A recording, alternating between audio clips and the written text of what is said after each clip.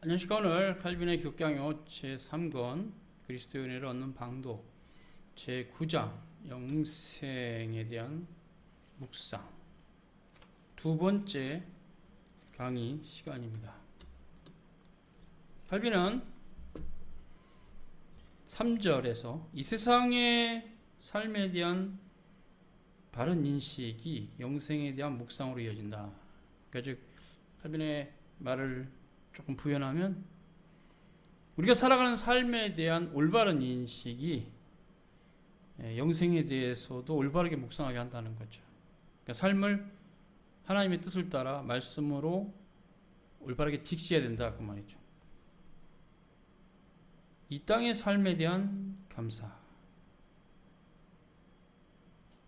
칼빈은 신자들이 이 땅에서 삶에 대해서 과도하게 집착하지 않는 훈련을 해 나가야 하지만 그렇다고 인생 자체에 대한 혐오감을 가져서는 안 된다 그렇게 말합니다.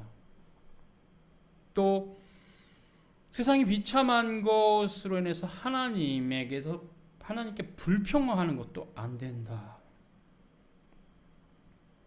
이 땅의 삶이 부패하고 악한 것들이 가득하다고 해도 그럼에도 불구하고 완전히 무시할 정도로 하나님의 일반 은총이 없는 것도 아니지요. 예, 칼빈이 그 얘기를 하고 있어요. 하나님의 축복 가운데 있다. 맞습니다. 그래서 이 땅에서 삶의 하나님의 은택을 인정하지 않게 되면 우리는 하나님을 찬송하지도 않고 감사할 줄도 모르고 심각한 죄악을 짓게 된다. 그렇게 말했어요. 그래서 우리는 이 땅을 살아가면서 하나님의 자비하심을 증거하는 자가 되어야 된다. 왜냐하면 이 땅은 신자들의 구원을 촉진시키는데 이바지하고 있기 때문이다. 이렇게 말합니다.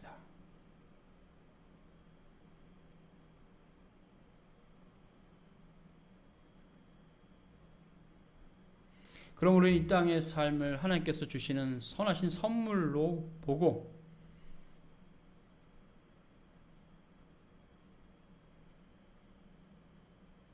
하나님께서 자연의 빛 가운데 우리를 놓으셨고 자연을 사용하도록 허락하셨고 자연을 보존하는 데 필요한 도구도 다 주셨다.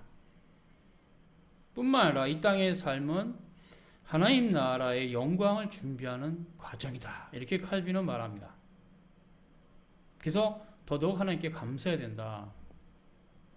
주께서는 장차 하늘에서 면류관을 쓰게 될 사람들로 하여금 먼저 이 땅에서 싸움을 싸우도록 정해 놓으셨기 때문이다. 싸움의 모든 어려움들을 극복하고 승리를 얻은 다음에 마침내 완전한 승리를 얻도록 하신 것이다. 그러면서 이 땅의 삶에 대한 감사가 하나 더 있다. 이 땅에서 우리는 온갖 방식으로 하나님의 선하심을 일반 은총을 알게 되지만 더더욱 하나님의 선하심이 완전히 충만하게 드러날 때까지 사모하고 소망을 갖게 하는 것도 있다. 이 땅의 삶이. 그래서 이 땅의 삶이 하나님의 자비하신 선물이라는 것을 알게 되면 감사하게 되고 또 이 세상의 삶의 부패성을 인식하게 되면 이 땅의 삶에 대한 지나친 애착을 버리게 된다. 왜냐하면 우리는 본성적으로 계속 이 세상 삶에 대한 집착이 있기 때문에 그렇다.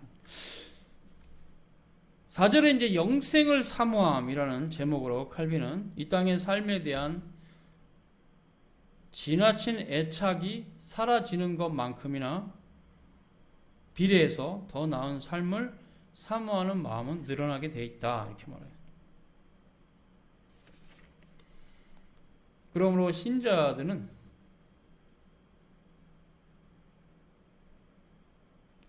죽을 인생을 생각하며 그 비참한 상태를 깨닫는 동시에 내세의 영원한 삶을 사모하는 일에 더 깨어 있어야 된다. 더 열심을 내야 된다 말합니다.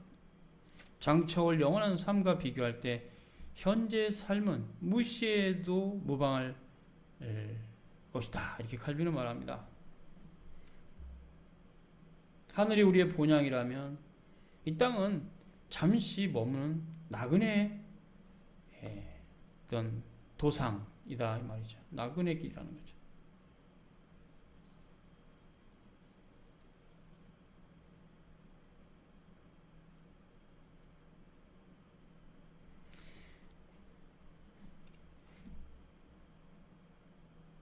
이 땅의 삶이 우리를 계속해서 죄로 이끄는 그러한 사실만 제외하면 그럼에도 불구하고 이 땅의 삶을 우리는 혐오하거나 증오해서는 안 된다.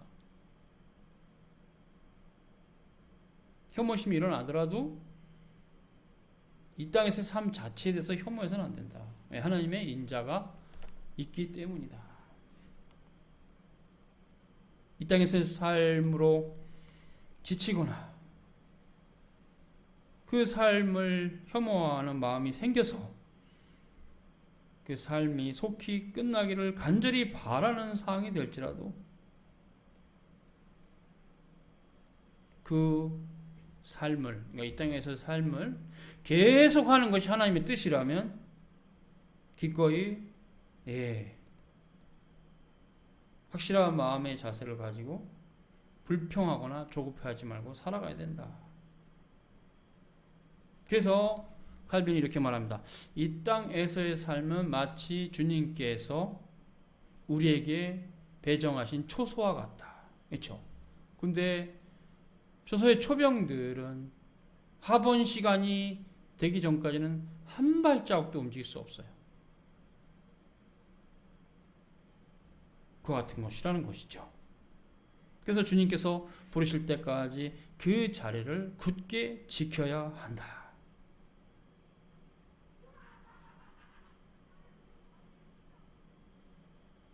그래서 살든지 죽든지 하나님의 이름을 영화롭게 하는 것이 자신들의 의무라고 여겨야 된다. 이렇게 말합니다. 살아도 주를 위하고 죽어도 주를 위해서 죽는 것이 우리에게 합당한 일이다. 삶과 죽음의 시기는 주께 맡겨버리자. 이렇게 말을 하고 있습니다. 그래서 5절에 죽음에 대한 두려움을 극복함이라는 제목으로 이상하게 스스로 기독교인이라고 자랑하는 사람들이 죽음을 사모하기는커녕 죽음을 두려워하면서 죽음에 대한 이야기하는 것조차 불길한 징조라고 벌벌 떠는 사람들이 있다. 그러면 안 된다는 얘기죠. 이 땅에서의 존재가 사라진다는 말이 다소간은 충격적이긴 하지만 그보다 더 큰 위로로 이 두려움을 극복하고 경건의 빛으로 이겨내야 된다는 거죠. 이 세상에 불완전하고 결점이 많고 썩어지며 사라져가며 쇠하여가는 우리의 육체 장막이 무너지면 견고하고 완전하며 썩지 않고 아름다운 하늘 영광이 있기 때문에 인간의 부패한 본성으로는 죽음을 두려워한다 할지라도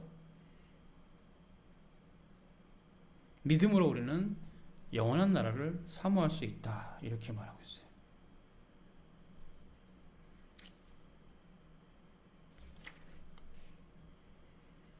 지성의 빛을 부여받았고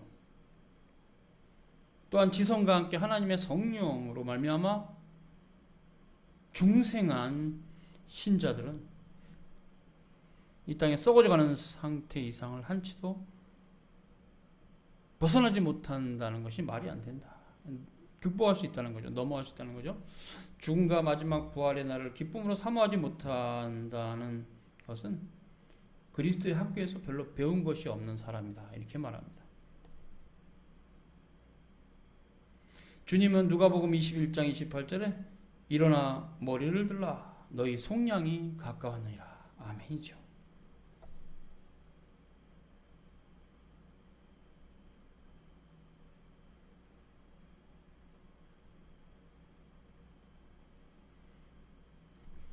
그러면 이제 칼빈은 올바른 생각을 하라고 말합니다. 우리의 육체가 육신이 눈먼 상태 어리석은 것을 사모하게 한다 할지라도 머뭇거리지 말고 주님의 강림을 기다려라 이렇게 말하고 있어요.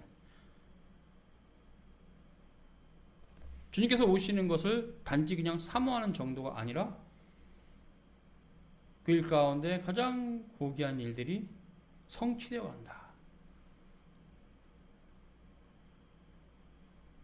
주님께서 구주로 강림하사 아까 비참이 가득한 이 깊고 깊은 구렁텅이에서 우리를 구원하셔서 그의 생명과 영광의 복된 기업을 얻도록 인도하실 것이라 믿을 수 있다는 거죠. 그리고 마지막에 6절에 영생을 사모함을 얻는 위로에서 칼빈은 한 가지 분명한 사실은 이 땅에 사는 신자들은 모두 다 우리의 머리가 되신 그리스도를 본삼아 도살장에 끌려가는 양같이 될지라도 기뻐하라는 것입니다. 이 땅의 모든 것을 넘어서서 고개를 위로 들어 하늘을 바라보라.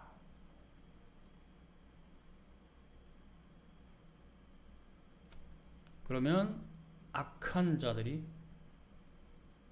이 땅에서 부귀와 영화를 누리고 평화를 누리며 자신들의 가지고 있는 화려하고 사치스러운 것들을 자랑한다 해도, 그래서 온갖 세상의 즐거움을 다 누리는 것처럼 보여도, 더 나아가 그런 악한 자들에게 괴로움과 고통을 당해도, 모욕을 당해도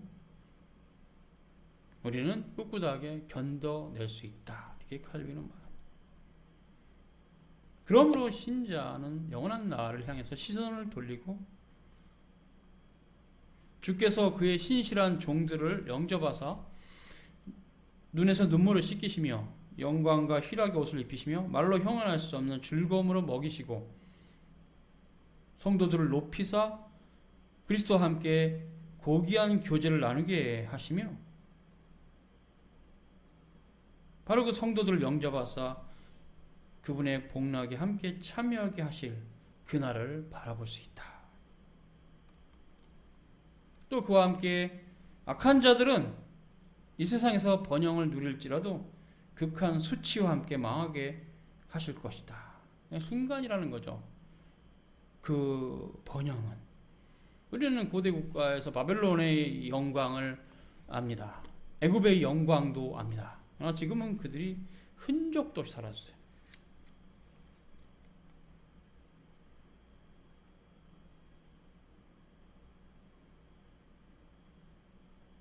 그러므로 악한 자들이 이 세상에서 악한 행위로 구축한 재물과 명예와 권력은, 또 그것으로 누리는 기쁨은 언젠가 고통이 되고 그 즐거움과 웃음은 슬피 울며 이를 갈 때가 곧 온다. 그들의 사치는 꺼지지 않는 불로 사그라들 것이다. 이렇게 칼빈은 말하고 있어요. 데살로니가 후서 1장 6절과 9절을 칼빈은 인용했는데요. 사도 바울이 증거하죠. 너희로 환난을 받게 하는 자들에게는 환난으로 갚으시고 환난을 받는 너희에게는 우리와 함께 안식으로 갚으시는 것이 하나님의 공이시니 주 예수께서 자기의 능력의 천사들과 함께 하늘로부터 불꽃 가운데 나타나실 때 하나님을 모르는 자들과 우리 주 예수의 복음에 복종하지 않는 자들에게 형벌을 내리시리니 이런 자들은 주의 얼굴과 그의 힘의 영광을 떠나 영원한 멸망의 형벌을 받을 것이다. 이렇게 바울은 말씀했습니다. 그러므로 악한 자들이 그 악한 행위로 권력을 얻고 재물을 많이 모으고 그래서 날마다 즐겁게 살아도 우리가 위로가 있다. 이런 것을 알기 때문에 시편 73편 2, 3절을 칼빈은 인용했습니다.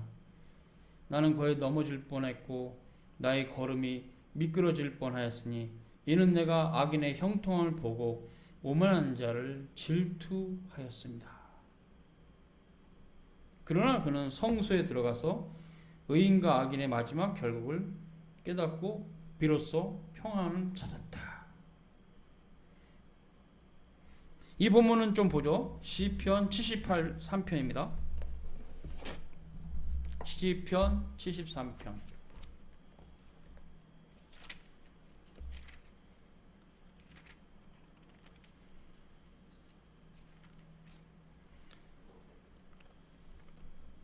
아삽의 시인데요. 1절서부터입니다. 하나님이 참으로 이스라엘 중 마음이 정결한 자에게 선을 행하시나 나는 거에 실족할 뻔하였고 내 걸음이 미끄러질 뻔하였으니 이는 내가 악인의 형통함을 보고 오만한 자를 질시하였음이로다. 저희는 죽을 때에도 고통이 없고 그 힘이 건강하며 타인과 같은 고난이 없고 타인과 같은 재앙도 없나니 그러므로 교만이 저희 목걸이요 강포가 저희 입는 옷이며 살찜으로 저희 눈이 쏘선하며 저희 소득은 마음의 소원보다 진하며 저희는 능욕하며 악하게 압지하여 말하며 거만히 말하며 저희 힙은 하늘에 두고 저희 혀는 땅에 두루 다니도다. 그러므로 그 백성이 이리로 돌아와서 잔에 가득한 물을 다 마시며 말하기를 하나님이 어찌하랴 지극히 높은 자에게 지식이 있으랴 하도다. 볼지어다 이들은 악인이라 항상 평안하고 재물은 더하도다. 내가 내 마음을 정의하며 내 손을 씻어 무지하다 한 것이 실로 헛되도다. 나는 종일 재앙을 당하며 아침마다 징책을 보았도다. 내가 만일 스스로 이르기를 내가 이렇게 말하리라 했다면 주의 아들들의 시대를 대해서 괴를 행하였으리라. 내가 어쩌면 이를 할까 하여 생각한즉 내게 심히 곤란하더니 하나님의 성소에 들어갈 때야 저희의 결국을 내가 깨달았나이다. 주께서 참으로 저희를 미끄러운 곳에 두시며 파멸에 던지시니 저희가 어찌 그리 졸지 황폐되었는가. 놀람으로 전멸하였나이다. 주여 사람이 깬 후에는 꿈을 무시한 같이 주께서 깨신 후에 저희 형상을 멸시하리다. 내 마음이 산란하며 내 심장이 찔러도다. 내가 이같이 음에 무지하니 주의 앞에 짐승이 오나 내가 항상 주와 함께하니 주께서 내 오른손을 붙드셨나이다.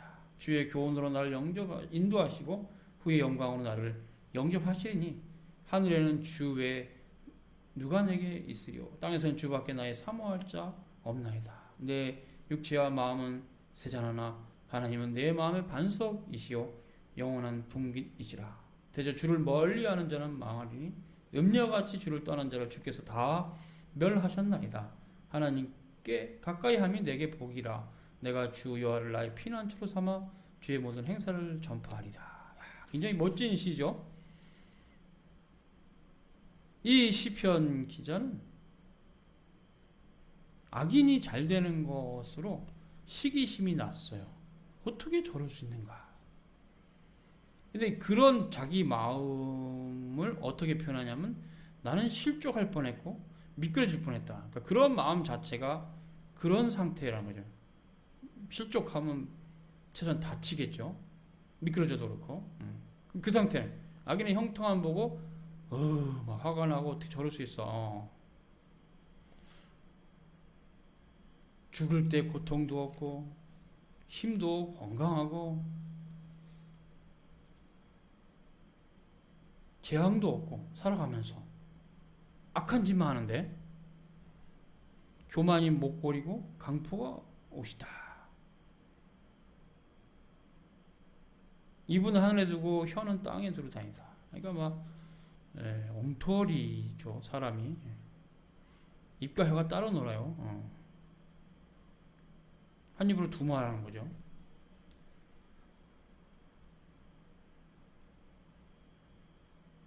그러면서 하나님에게 대들어요. 11절에 지극히 높은 자가 지식이 있으랴. 전능하신 하나님이 그의 지식으로 온 세상을 만드셨는데 얼마나 무식하면 하나님이 지식이 있겠냐. 내 악행을 모를 것이다. 뭐 그런 거죠. 하나님 그게 무지하신 분으로 여기는 거죠. 그러면서 나는 악한 사람이다. 그래도 나는 재물이 많다. 근데 17절에 시편 기자는 하나님의 성소에 들어가서 깨달았다. 저들이 미끄러운 곳에 있다. 예, 미끄러운 곳에 있어요. 그러니까 곧 넘어지죠. 얼마 안 남았어요. 예, 근데 이제 모르죠. 미끄러지기 전까지는 절벽 위에서 안개가 가득 껴 있는데 춤을 춰요. 그리고 살짝 옆에 가면 낭떠러지인데 수천길에 똑같은 거죠. 똑같은 겁니다. 주께서 참으로 저를 미끄러운 곳에 두시며 파멸에 던지시니 졸지에 황폐하게 되고 전멸했다. 이렇게 시편 기자는 말하면서 우리의 소망은 하나님께 있다. 주 여호와를 가까이함이 복이다. 그분으로 피난처를 삼아라. 이렇게 위로합니다. 칼빈은 이 본문을 인용하면서 한마디로 결론을 진다면 신자들이 시선을 돌려 그리스도의 부활의 능력을 분명하게 바라볼 때 신자들의 가슴 속에 그리스도의 십자가가 마침내 마귀와 육체를 무찌르고 죄와 죄인들을 무찌르고 승리하게 될 것이다. 이렇게 결론을 냈습니다. 수고하셨습니다.